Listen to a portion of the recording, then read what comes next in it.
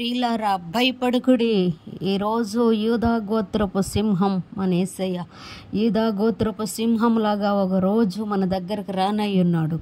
మన కష్టాలు తీర్చడానికి మన దగ్గరకి రానయ్యున్నాడు.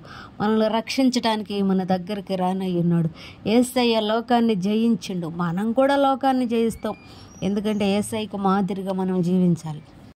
ప్రియులారా, మాటికి నేను రక్షిస్తాడు క్షమిస్తాడని ఎందుకు చెప్తున్నానంటే, దేవుడు నన్ను రక్షించిండు కాబట్టి, దేవుడు నన్ను క్షమించిండు కాబట్టి, పాతాళపు లోకములో ఉన్న నన్ను, బలత్కారంలో ఉన్న నన్ను, ఇబ్బంది కొలుములో ఉన్న నన్ను ఆయన చెయ్యి పట్టుకొని పైకి లేవనెత్తి ఈరోజు నాకు రక్షణ, మారు మనసు, విశ్వాసం, ఐశ్వర్యం మొత్తం ఇచ్చి ఆయన నన్ను తృప్తిపరిచిండు. అలాగనే మీరు కూడా ఎవరన్నా ఉన్నారేమోనని, నాలాగా బలపరచబడతారని, నాలాగా స్థిరపరచబడతారని మాటికి చెప్పాల్సి వస్తుంది. ప్రియులారా, మన యేసయ్య యూదా గోత్రపు సింహం. ఆయన ఒకరోజు మన దగ్గరికి రానయ్యున్నాడు. ఆయన ఎదుర్కోవటానికి మనం సిద్ధంగా ఉండాలి.